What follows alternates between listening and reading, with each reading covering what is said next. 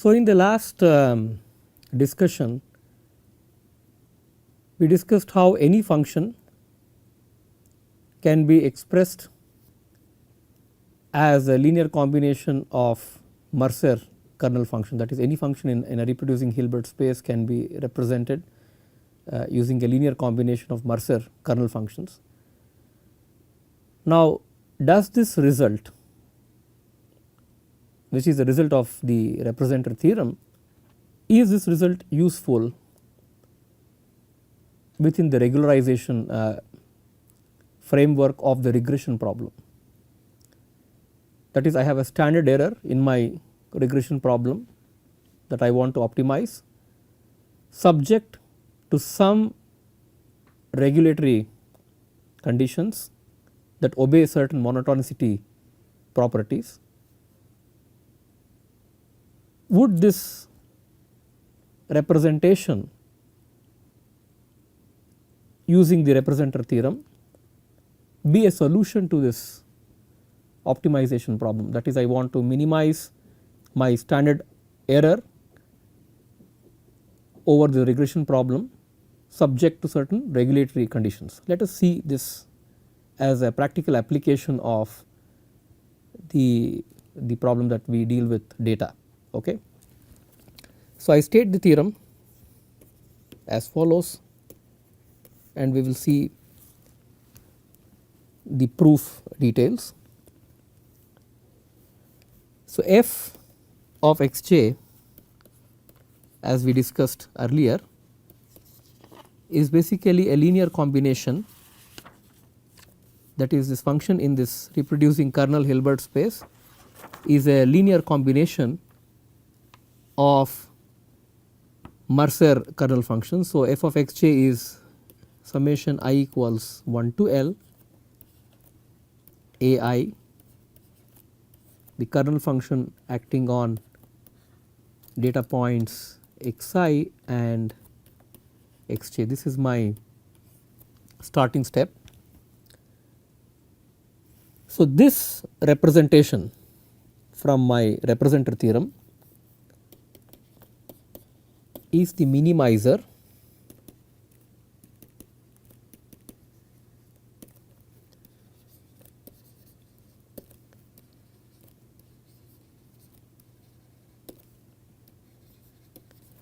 of the regularized empirical risk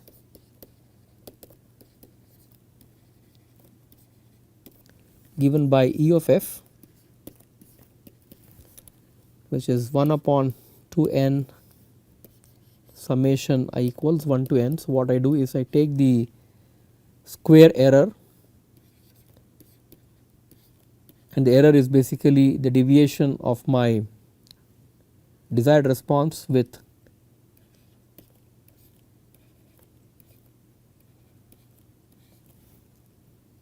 some unknown function that needs to be estimated, right. So, the desired response is a function of the data, and I formulate my my error criterion this way.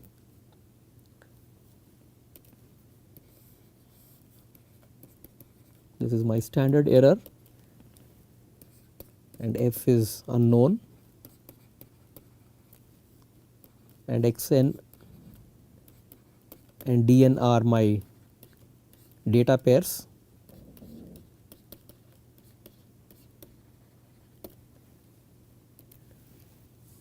I also have a regularity condition which is given by omega,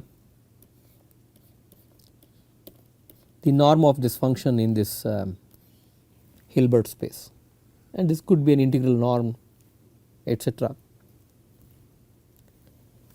So, a subtle detail here, these data points n goes from 1, small n goes from 1 to capital N, and these are my training samples, and this is my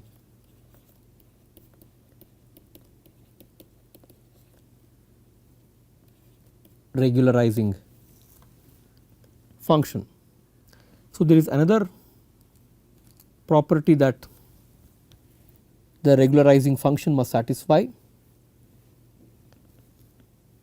and it must be a strictly, and I will mention this here, omega must be a non decreasing function.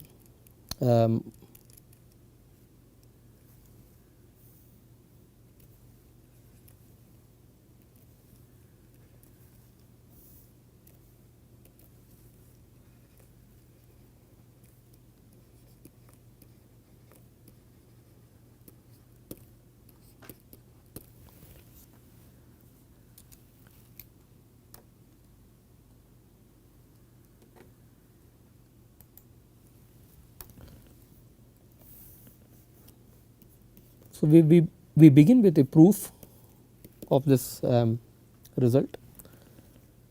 So, let us start with the following steps. The step 1 in the proof is as follows. Let f perpendicular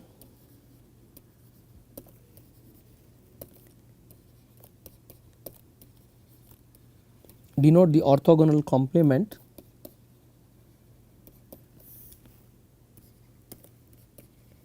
to the span of the kernel functions.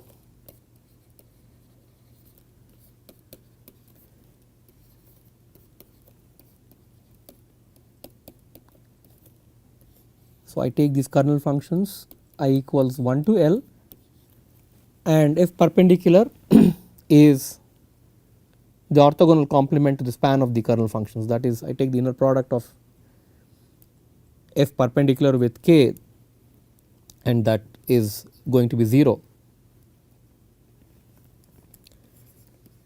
Now, every function can be expressed as a kernel expansion on the training data, right, as a kernel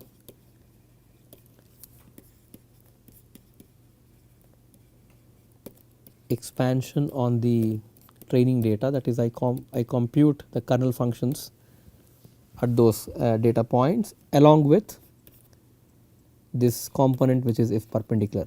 Like the way we did in the representer theorem, every function can be decomposed into one that is expressible, that can be expressed as lying in the span of the kernel functions, and then another component which is perpendicular to the kernel function. So, omega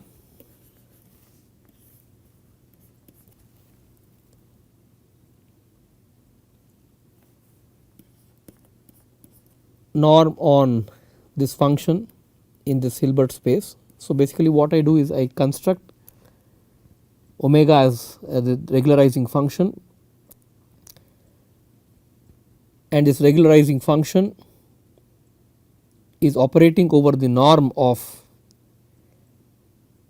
the function that I have in this reproducing kernel Hilbert space.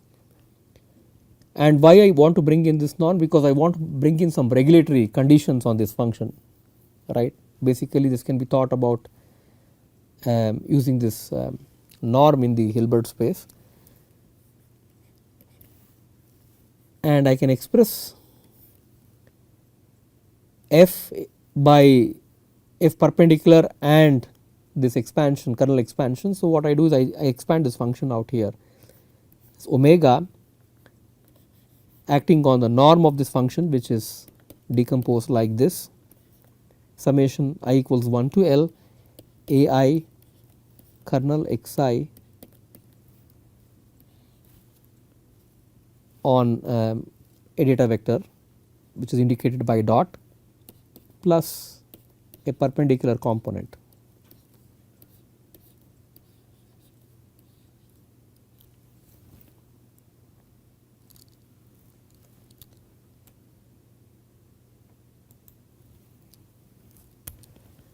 Now let us introduce another function omega tilde, which is omega tilde acting on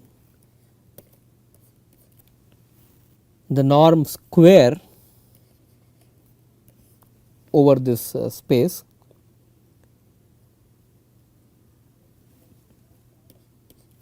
This is equal to omega of norm of f on the space. So, I am just making this definition.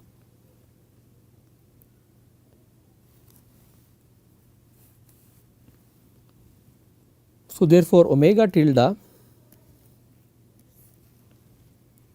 of norm of f square on the Hilbert space is omega tilde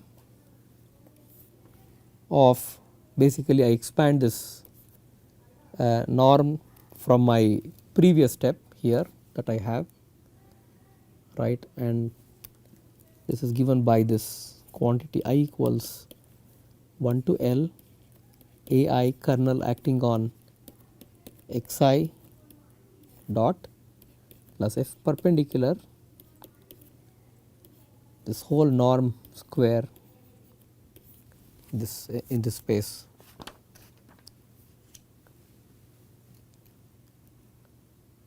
So, what I do is, in the next step I want to invoke Pythagoras theorem property, because now I take the norm of the sum of two functions and I can say that the norm of the sum of two functions, I can express this as the norm square on the two functions, and if I assume if bringing in the orthogonality criterion, I can, for optimality I can simplify this further, right. So, in step 2, so I will write it in a new slide.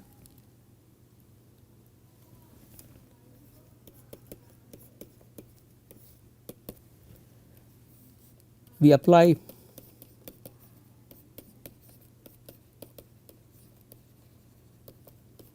Pythagoras theorem. So, what we get is omega tilde of norm f square in this Hilbert space is omega tilde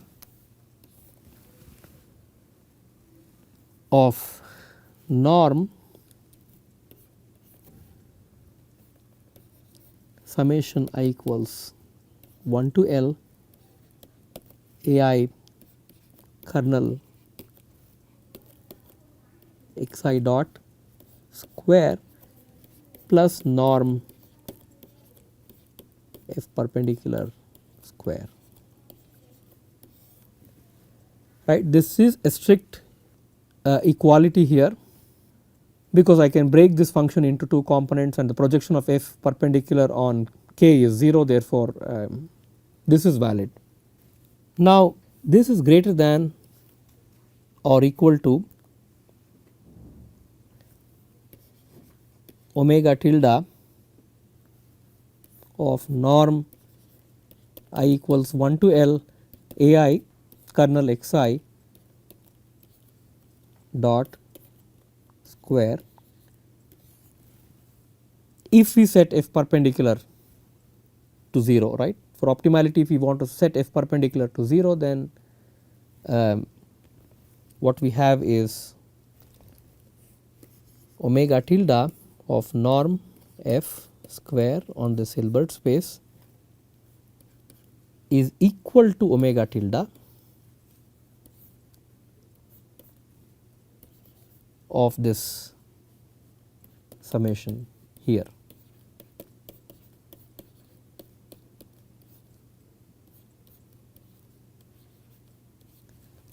Right, what I did was set f perpendicular to 0 for optimality.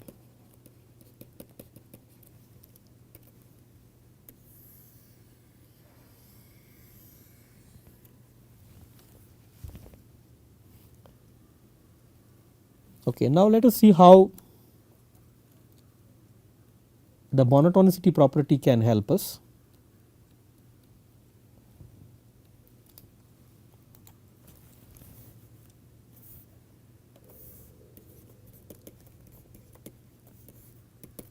So, step 3,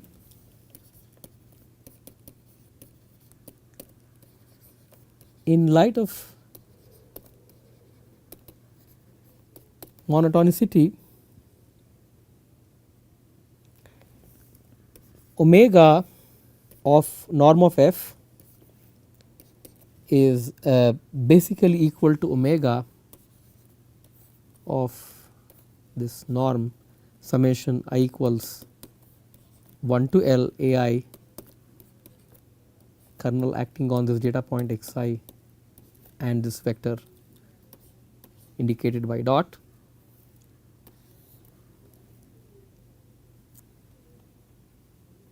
Right, because what I did is I formulated the omega tilde of norm of f square is omega of f.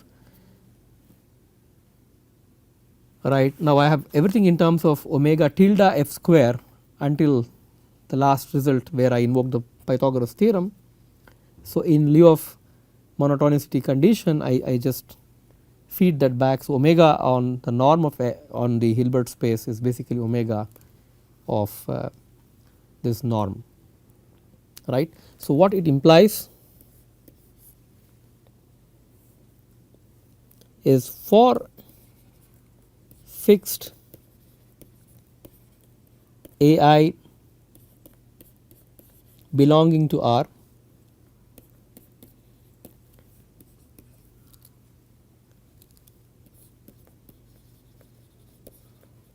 the representer theorem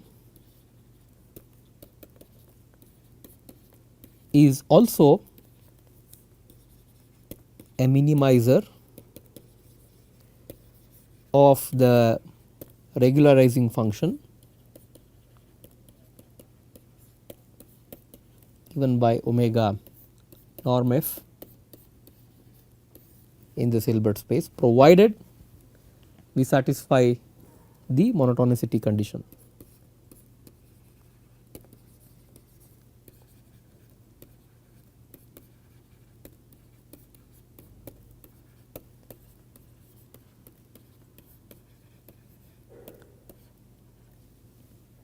So, this is a very important result, and this is where the connection comes from our representer theorem to what we would like to minimize as the standard error plus the regularizing term there, right.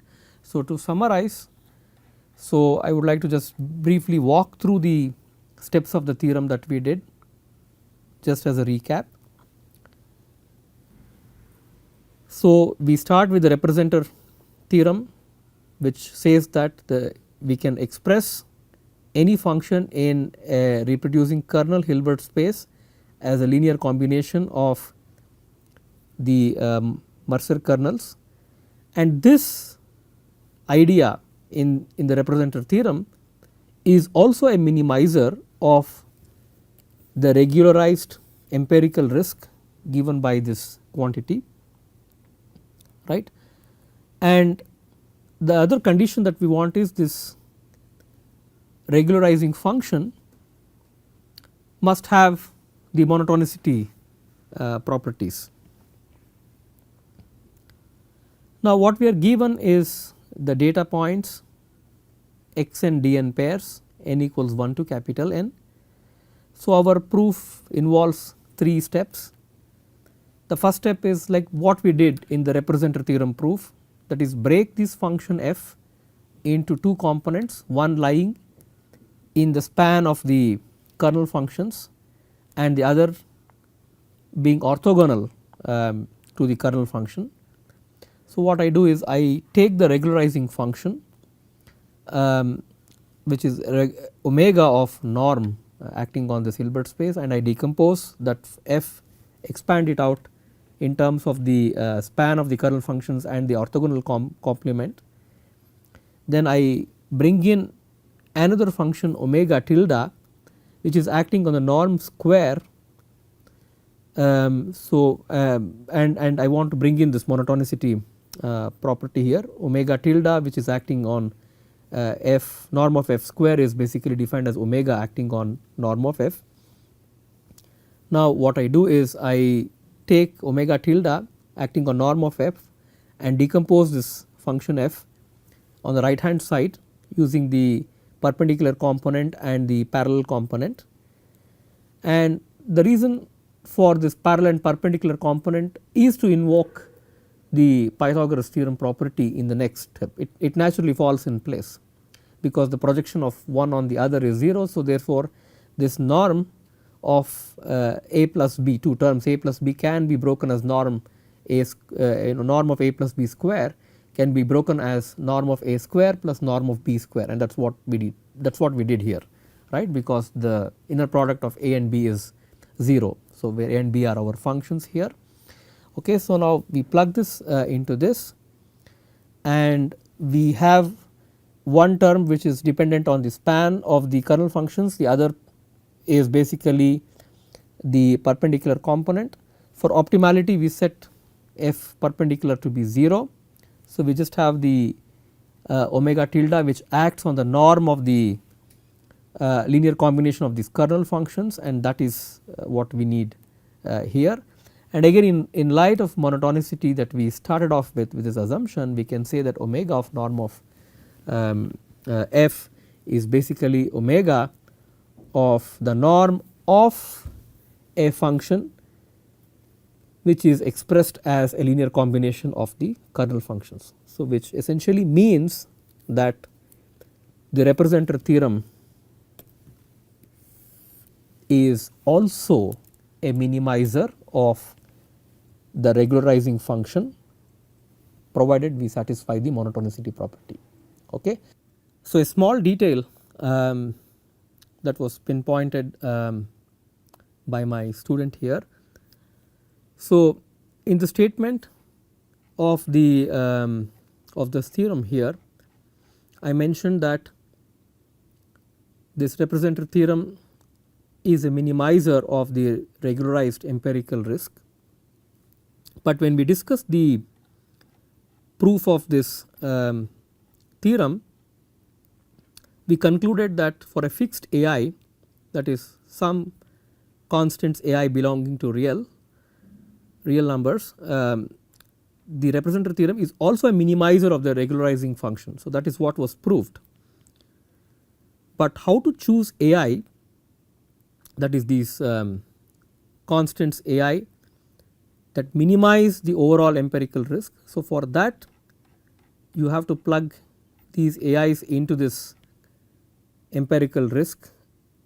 So AI appears both in terms 1 and 2 of this equation E of f. So when you plug in f of xj, the AIs will drop into f that appears in both the terms, that is in the standard error term and in the regularizing term, and then you have to optimize for these variables AI that minimizes this empirical risk, overall empirical risk, and that is a small little detail. So if you are trying to set this up in this optimization framework, so here I just proved that for a fixed AI that this representer theorem also minimizes the regularizing function. But going one step further, if you want to optimize over AI, then you have to plug AI into both the terms in the standard error and the regularizing term, and then solve for AIs from that. Okay. So that completes the details here. So this is a very useful result, and because we are connecting the standard error along with the regulatory conditions to what the solution that we get from the representer theorem, right, and this is a useful result, and I hope this theory can be applied to what you see in practice.